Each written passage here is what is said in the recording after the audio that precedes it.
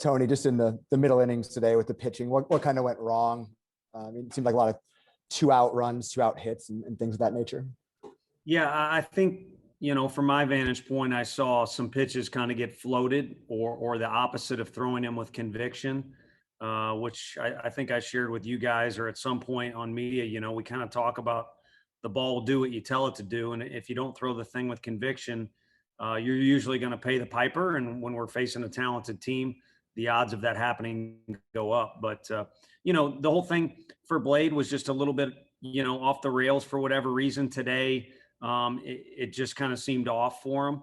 And I think we would have been better served if we just wouldn't have sent him back out there in the fourth. I think managing that situation a little better could have helped the guys who followed him and really him be in a better position for success. And obviously anyone who's been watching us knows we trust him and he's as dynamic as a pitcher as we have.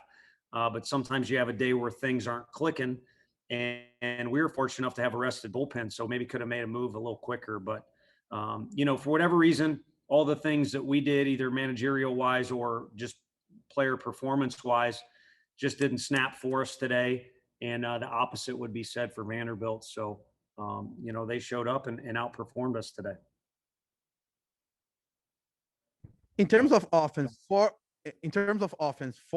runs in 4 home runs, what are your thoughts on that? The way you guys hit, out the park today. Yeah, it would have been nice if somebody was on base. It's crazy to have home runs be frustrating, but if you look at the box score, a little bit of the case. Anyone who says there's strategy to that is kind of crazy. It just kind of happens how it happens. And really, Fergie, who's been taking better and better swings each of the last really 5 or 6 games, probably could have had 2. We had another one where the wind had died down. If the wind was kind of blowing like it was when Kirby was pitching, I think we would have had another one in there and would have had someone on base when it occurred. Apologies, I can't remember who the hitter was, but yeah, Rucker. But frustrating day overall. I'm a big believer. I might be the biggest. You make your own breaks. Any of that other stuff is baloney or whatever a clean word is to go with that. They had some balls find holes and things like that, but that's because they had good at-bats and they've got good players. We have good players as well, but we didn't have as good of at-bats and we maybe caught a few less breaks, but that ultimately kind of comes down on our group is going to win or lose as a group, and we just didn't get it done today. Tony, how would you assess the weekend as a whole? Obviously, the emotional win yesterday, but you don't walk away with the series win. So how would you just assess this weekend? Insanely valuable. Literally can't put it into words. I'd like to think we don't bow down to any other the programs in our league. But if you look at the College World Series, it's automatic. There's going to be a minimum of 2 SEC teams in there. And if you look at the final, it's almost automatic, at least by percentage. I'm not discounting what other schools can do across the country, but by percentage, there's almost always a team in the final.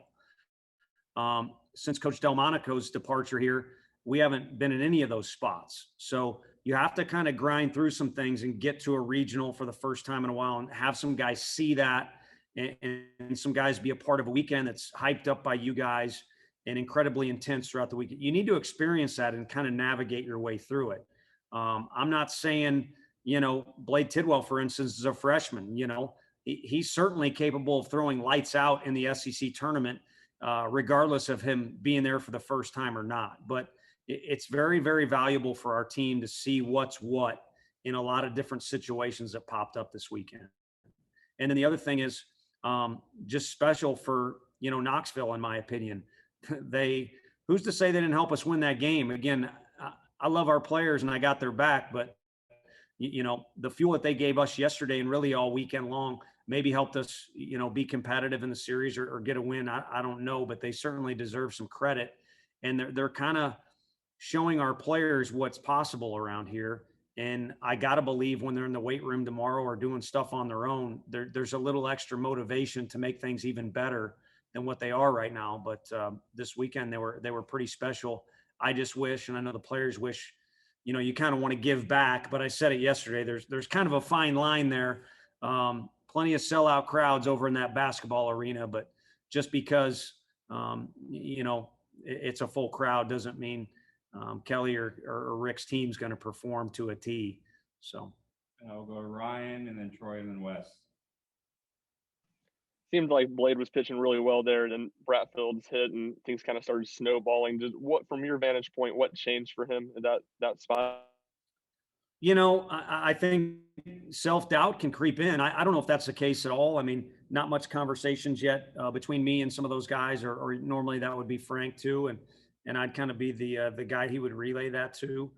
So, that's for him to kind of navigate through. And each time he's out there, he's learning more and more about himself, how to grind through a rough outing like he did at Alabama, what it's like when, you've got a series sweep on the line, what it's like when it's 1-1. He's done now a couple times with Georgia this weekend. So bring on the repetitions for the young man. He's certainly got the physical ability. But I think at times for our players, they've complicated things whenever it hasn't gone as well as it can go for our team this year. And then the other thing, I don't care. It can be anybody on Vanderbilt. It could be on our team, Florida, whoever else. Tennessee Tech is who we play on Tuesday. Self-doubt can creep into your mind a little bit when you're playing this game because there's a lot of time and there's a lot of repetitions.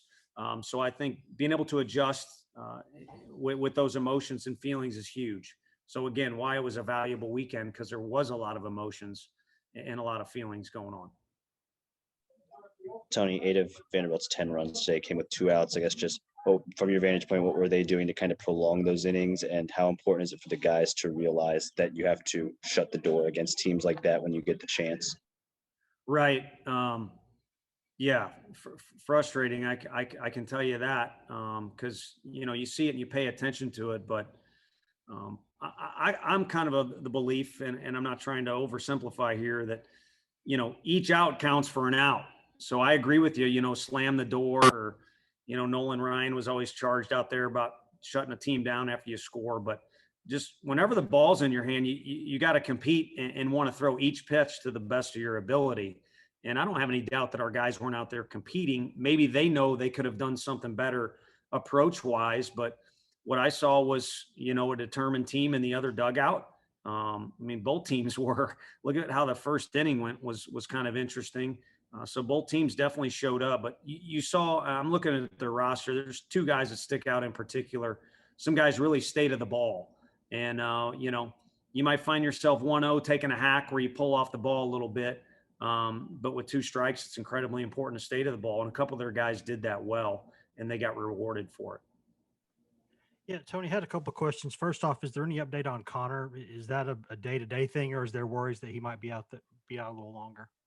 It's a day-to-day thing, but it's going to be incrementally day-to-day. Right now he's got a soft cast on or some kind of deal on his hand that I guess a skateboarder would wear or whatever. Sorry, I don't know the technicalities, but it'll be get that thing off, get some repetitions, and then get some live action, out on the field, maybe with our guys, and then advance on to playing against somebody else. If it was, late May, maybe you press the issue and put him out there as soon as he says I'm good to go and we feel it's the right situation. But for now, it will kind of be a day-to-day. But we got to get to this day before we move on to the next step and eventually have him out there in uniform. And I guess the other question would be about Beck. He's a guy who I think everyone can see the talent that he's got. What adjustments need to be made there to get him to kind of barrel the ball more consistently and use that frame? Well, we talked about self-doubt and whatever the opposite of that is, self-image or self-recognition. I'd recommend the young man just looks in the mirror. They're pretty athletic. I think everybody on this deal would agree. And, we won Saturday, so we've got some good athletes too.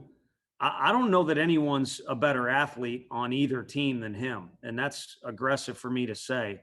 Again, I'm not disrespecting anybody, but the guy could have been a college basketball player. He literally, would mess up our bat tracks or exit velo tracker in the fall. So he's as explosive as anyone too. And he works as hard as anyone as well. So I think just recognizing who he is and go out there and be an athlete. After each, at bat, there's usually 3 or 4 conversations he has.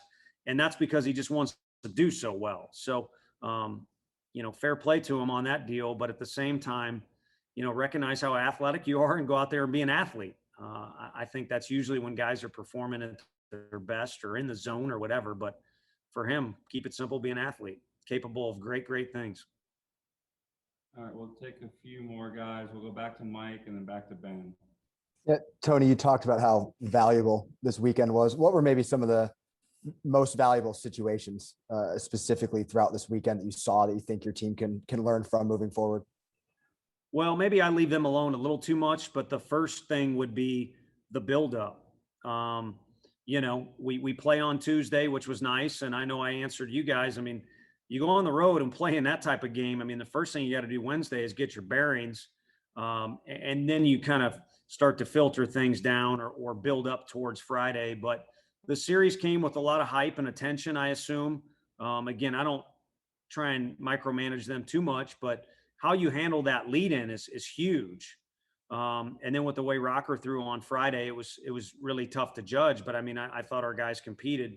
And then as the series goes on, recognize how draining when you have high emotions going, it can get to you. So you need to do whatever you got to do to make sure you're rested up when it's go time. And then when it's go time, if you feel like the tank is a little bit on E or close to it, you got to find a way to reach down and make sure you're really focused and still bring the same intent that maybe you had in the best situations over the course of the series. So I don't know if that's the cleanest way to answer the question, but I think the big thing is dealing with all that comes with playing in important games. And for us, somebody email me if it looks like our team is not treating each game as being important, but obviously there were some different things, different factors this weekend. Tony, I asked you how you would assess the weekend. I believe you're right at the halfway point of SEC play. How would you assess where your team is right now and kind of the next steps in order to get to where you all want to be at the end of the season? Sure. Well, to have a more than a couple handfuls or basically have two handfuls of wins is huge. I mean, in this league, basically people talk about if you go 500, you're going to have a good year. Well, we're greedy for more. We've put ourselves in a good position, record-wise to continue to have success. But my biggest thing is where we're at is April. And we need to keep marching towards May. And I really feel like this can catapult us a little bit in May to handle other situations. And it might even just fuel this week a little bit more for us. Like I said, Tuesday, Tennessee Tech will come in here and hadn't played them in a little bit. And then we'll go on the road, which I think this group kind of has a knack for liking that a little bit. So maybe it'll motivate us this week. But regardless of how this week goes, we need to keep getting better and learning more about ourselves so we're playing our best baseball down the stretch. All right, last question will go to Madison. Hey, Coach, with two of college baseball's best pitchers out of the way coming into today's game with Rucker and Leiter throwing on Friday and Saturday, what confidence did that give your team? 2 home runs to open this game, finished with 4 home runs today. What confidence did that give them just knowing that maybe those 2 best pitchers were out of their way for today? Yeah, no, you nailed it. I mean, the first part of my answer would be all you had to do was listen to our crowd when they took Leiter out. I mean, guy's going to make a lot of money and he's pretty good, but our kids battled off him a little bit. And that was one of the biggest celebrations I've heard since I've been in Knoxville when they just took the guy out of the game. So that spoke on it quite a bit. But what we talked about in right field is you can no longer say that we're going to face somebody with better stuff than those 2 guys. Now, this league is loaded, so we could see somebody with equal to, or maybe somebody that wants to debate, yeah, he's a little bit better or whatever. But point I think is kind of well earned by those 2 guys' stuff. And you could also say we face the best base stealer in our league. It ain't practice, it's competition. So we need to be out there to win. But as you reflect on it, in the training that we just kind of went through or the repetitions we went through in this weekend, we can honestly say we faced a couple of the guys that are, premium in their categories. So there should never be a situation popped up where our guys feel like they're not prepared or this is new to them or wow, this guy is on a whole nother level. Thanks, Coach. Thank you all.